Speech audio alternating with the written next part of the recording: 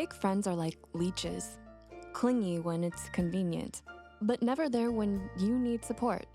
They're all about appearances, not genuine connections. And trust me, those shallow relationships can be toxic, like really toxic.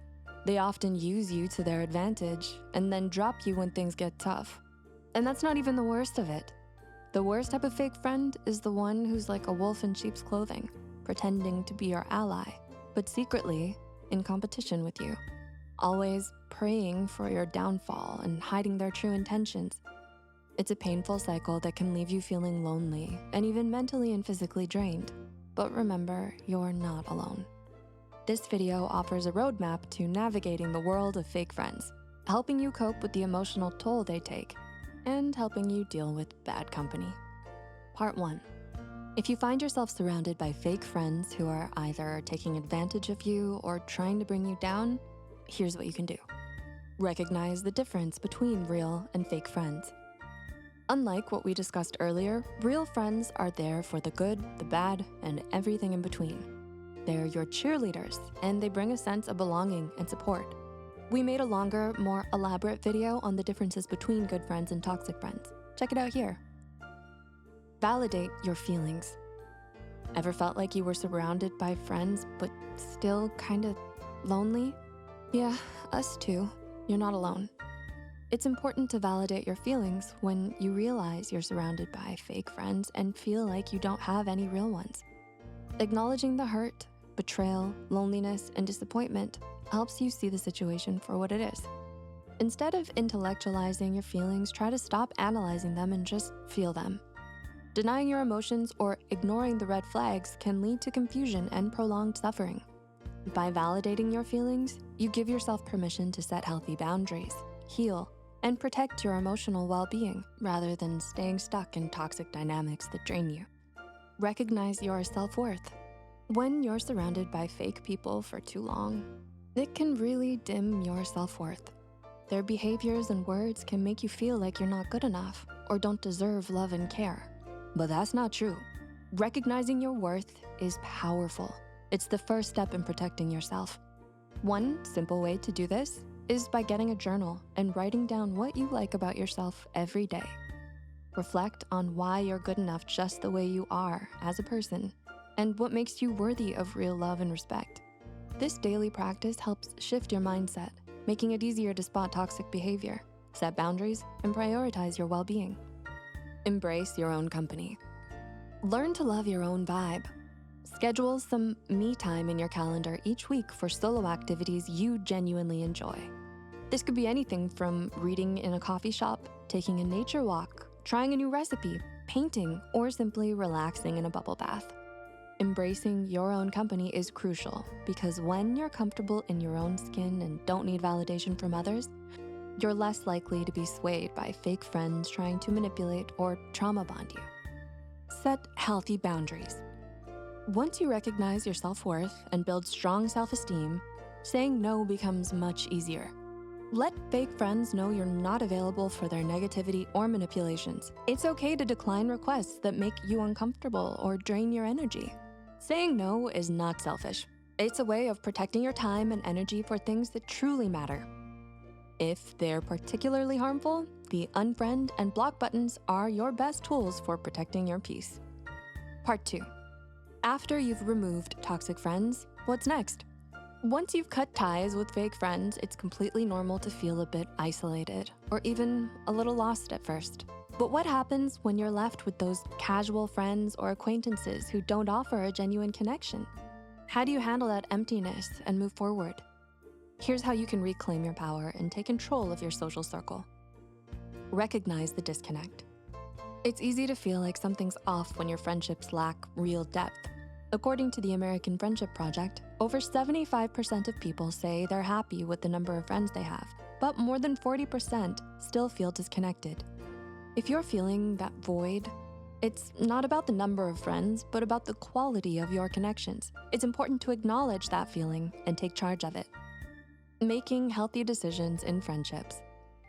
Always remember, you are in the driver's seat of your own life, so it's time to take control of who rides along with you. Start by identifying those who truly respect your boundaries and lift you up. Don't be afraid to distance yourself from people who drain your energy or push you past your limits. Once you let go of the toxic connections, actively seek out people who share your values, your interests, and your vibe. Join communities or groups that align with your passions. Remember, quality over quantity is everything. Seek out people who bring light into your life and build something real. Building new, genuine friendships. Building new friendships is like driving down a road you've never been on. There's no rush. Take your time and don't pressure yourself to form deep connections too quickly.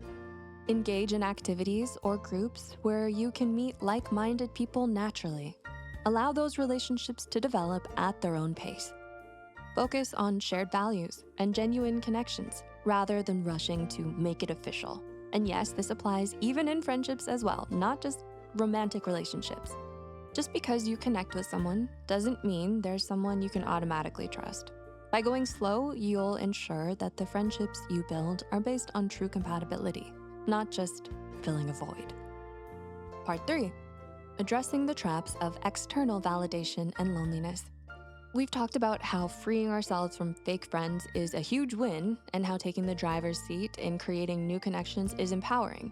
But here comes the real challenge: overcoming the fear of loneliness, the pull of external validation, and the fear of history repeating itself.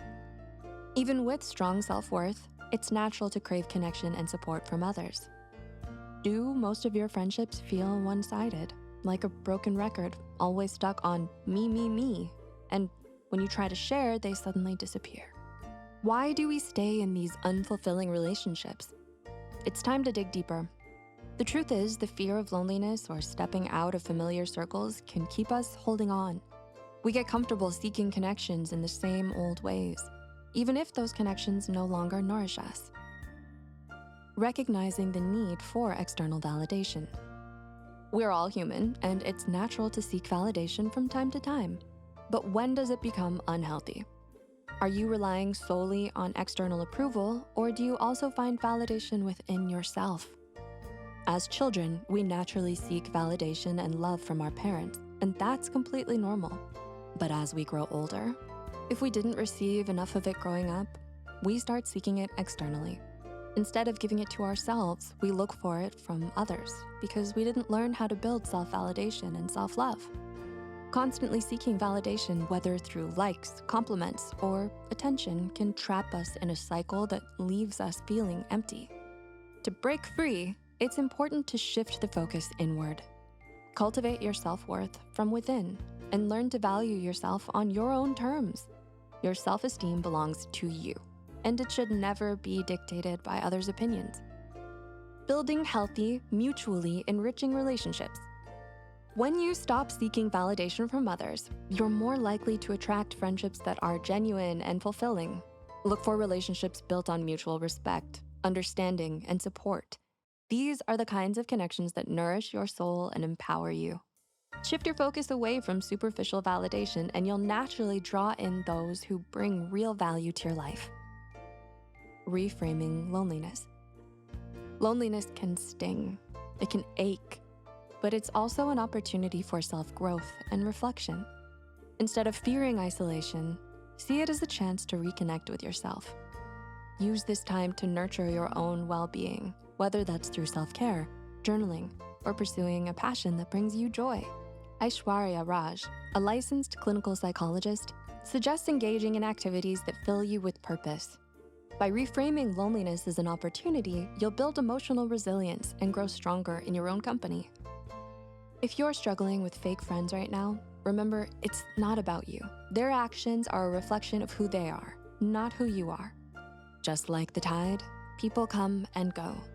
Some friends are the casual, once in a while coffee buddies. Some are the ones you need to keep your distance from at all costs. And then there are those who truly matter and deserve your time and energy. It's important to be able to be discerning of them. It's normal to want a genuine friendship.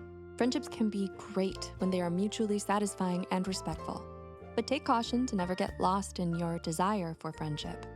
If you're struggling to cope with the emotional fallout of a fake friendship, therapy can be a valuable resource. We wanna hear how you cope with fake friends around you in the comments below. If you found this video interesting, let us know by leaving a like, and remember to subscribe to Psych2Go for more videos like this. Good luck out there.